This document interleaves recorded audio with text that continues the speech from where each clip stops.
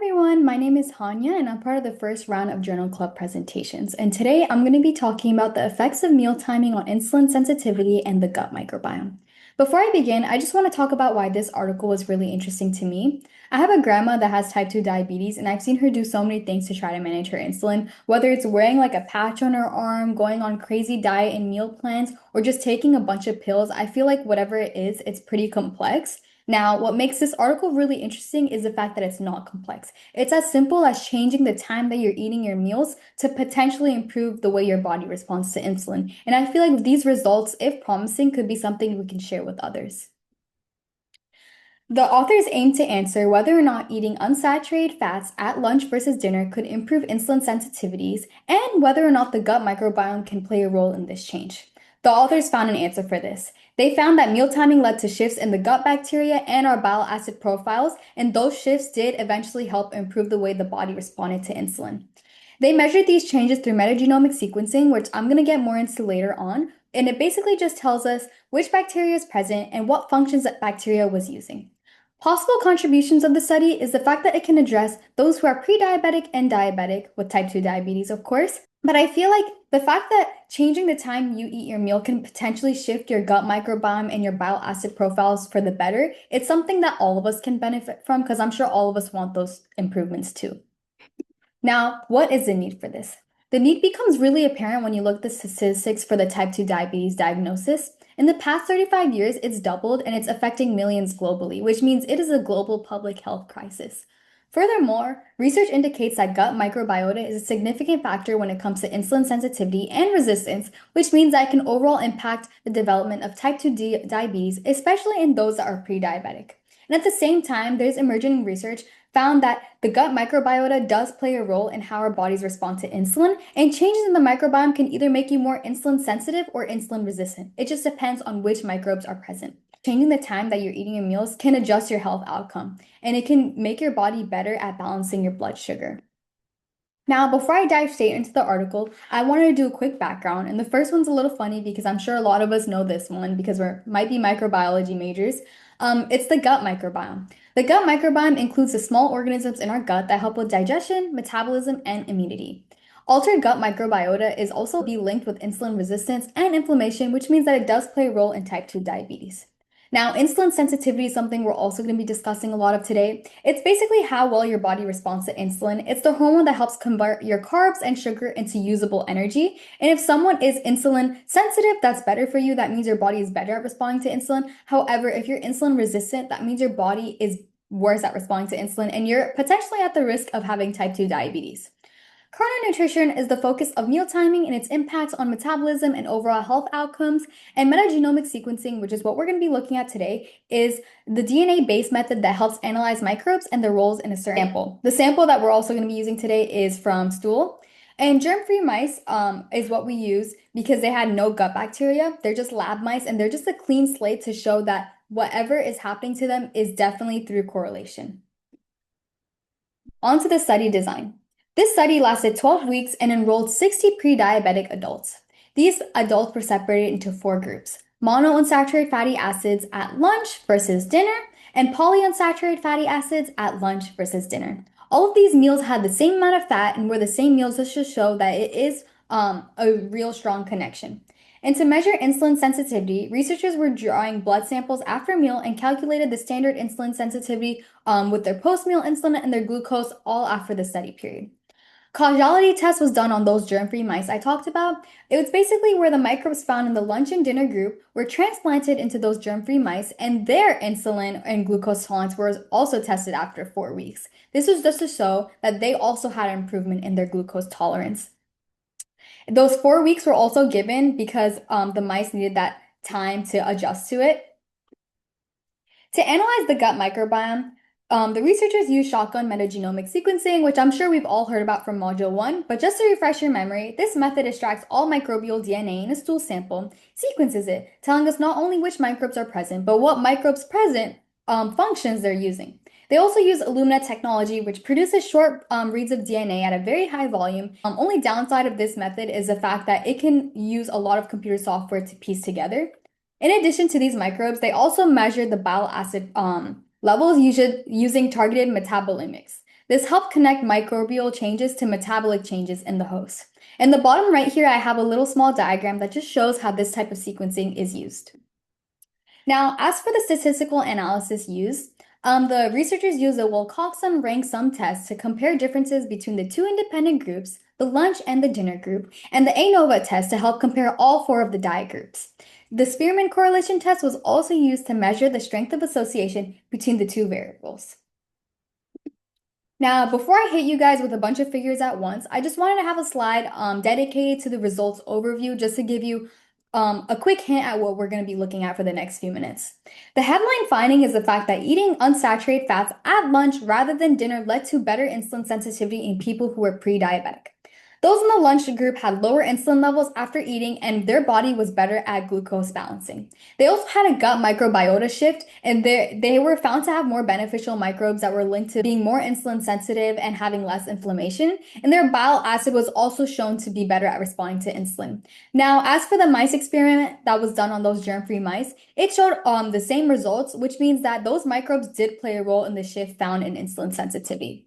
As for the monounsaturated fatty acids versus the polyunsaturated fatty acids, no significant results were found, but that doesn't mean that there's no room for more research in the future. All right, this figure over here gives us a detailed view of how the different groups responded metabolically over the 12-week study period. The top row over here, now before I begin telling you guys everything, I just want to put my cursor over here on the key just so you have an idea of what everything means. This top row has line graphs that track the insulin sensitivity. These measurements were calculated using glucose and insulin values to give an estimate to see how sensitive the people were to insulin. On the leftmost graph of this row, you can see that the participants in the polyunsaturated fatty acid lunch group had an increase in insulin sensitivity over time, while the dinner group stayed around the same and even possibly declined. This is a key early finding because this suggests that when the fat consumed played a big role, not only because the same meals were kept, but it was just a different time, and it had a meaningful metabolic impact. Here in the middle row, we're looking at the fasting glucose levels of all groups, and they're measured in the morning after the participants hadn't eaten all night. This gives us a good look at their baseline metabolic function. Here again, we're able to see that the lunch groups, especially again, the PUFA lunch had a lower fasting insulin level after those 12 weeks, which means their bodies did need less insulin to manage blood sugar. Lower insulin levels with more stable or improved glucose levels is a very positive outcome for that lunch group because it means that their body was a lot more efficient at responding to that insulin that we were talking about from before. Finally, in the bottom row, there's these box plots. It shows a difference in the level of the baseline at the end of the study. These box plots help us visualize the spread of insulin and glucose data within each group, and you can see that the PUFA lunch group had the lowest median insulin values. And also, if you're interested, there's p-values above every little table, which just shows how significant these results are. But overall, this figure's bigger picture is just telling us that eating unsaturated fat at lunch, especially polyunsaturated fatty acids, improves markers of our insulin sensitivity. Now, this one can be a lot. This figure shows us that meal timing doesn't just influence what our gut microbes do, but which microbes are present and what functions they're using. It combines multiple types of analysis, but let's start with the top left. These are box plots, which generally just showed how diverse each participant's gut microbiota is. The plots, particularly the PUFA lunch again, had a slightly higher microbial diversity, though the differences weren't too dramatic across all the groups. The top right over here are these plots that show how similar or different the overall microbial communities were between groups, and each point is a participant. I have the 60 participants that we were talking about, and the closer the points are, is just showing how similar their microbiomes were. You can also see that the lunch groups clustered a lot differently compared to the dinner groups, and this is all just based off of their microbial communities shifting from the timing that their fats were consumed. In the middle left over here, you see some stacked bar graphs which show the relative abundance of these bacterial families across the groups. This shows us the shifts in which bacterial groups were more dominant in these microbiomes. The box plots, this just showed that some families were able to increase in this bar graph based on the fact that they were in the lunch group, and in the same way, some families did increase in the dinner group. The heat map on the lower left gives another view about which bacterial species were present and which were, again, not as present in different groups. If you guys want to get familiar with how to read the heat map, one way that made it really easy for me is simply the color red just means that that bacteria was being used more, and the color blue means that it was in a way lower abundance. So the red ones that are more associated with less inflammation, and better insulin sensitivity were found to be more red in the lunch groups, while in the blue, we're seeing a lot more inflammation. And while in the blue, it's the same things, but found in the dinner group. Finally, on the bottom right, we have a cladogram, which just shows like the taxonomic tree of all the bacteria groups. And it just shows the bigger picture overview. The entire branches of the microbial life was able to shift simply just depending on the meal timing. And all of this just supports all of this confusing stuff.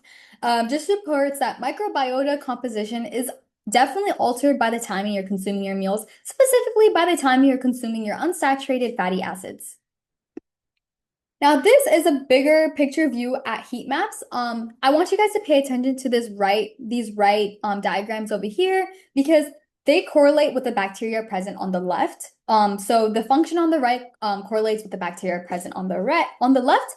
This heat map overall though just dives deeper into the functional role of gut microbes by showing which microbes were most strongly linked to insulin sensitivity amongst the different diet groups. Each row, again, like I said, represents a different gene, and the right represents the function. If you look at the top half of the heat map, you'll see more red coloration in the PUFA lunch and the MUFA lunch groups, especially in the pathways related to carbohydrate metabolism and lipid metabolism, both associated with better insulin sensitivity, because it includes things like starch and sugar breakdown, which is, again, similar to insulin sensitivity because it helps you form it into energy. On the other hand, though, with these same bacteria, participants in the dinner group are showing a lot more blue, which means reduced activity of these bacteria that help with carbohydrate metabolism and lipid metabolism, which again goes to show that they were a little bit worse at responding to insulin, making them more insulin resistant. This again, like I said, reinforces the idea that meal timing not only impacts the composition of your microbiome, which we showed in the last slide, but this is showing that the meal timing alters the function of the microbes that are being used and how much these microbes are being used. Now, this figure over here shows how eating unsaturated fatty acids at lunch instead of dinner changes not only in the microbiome, as we've been talking about before, but also your bile acid profile. With the left on the two heat maps over here, these two panels show the bile acid concentrations across the different groups. The redder, again, same like the heat maps, means the higher concentration, and the blue means less abundance. On the PUFA lunch and the MUFA lunch groups, you'll see increased levels of bile acids that were linked to insulin signaling and less inflammatory, like TUDCA. This suggests that the timing of fat intake does, again, shift the way your bile acid profile looks and eventually leads to a better metabolic pathway outcome. And now looking at the top middle panel, there's another heat map. We've been seeing a lot of these today. It shows which, again, microbes were more present or less present in different groups. Again, like I said, red means higher and blue means lower. And you'll notice that microbes like Allostypes and Distinctus and Prevotella stercorea are more common in the lunch groups. And like I said, these are linked to being less inflamed and more responsive to insulin and more breaking down short fatty acid chains and just carbohydrate metabolism and things like that. Not only were the dinner groups found to have more blue with this bacteria, but they were showing more red with Ruminicoccus navis and Enterocloster boltiae, which are both associated with a worser metabolic health. Lastly, in the bottom row, we have another box plot that shows the relative abundance of these key microbes that I've been talking about. Each plot is representing a different species, and you can see a clear difference amongst all the groups. Like the more beneficial species are seen a lot more and higher and more stable in the unsaturated fatty acids eating at lunch, while you're seeing a lower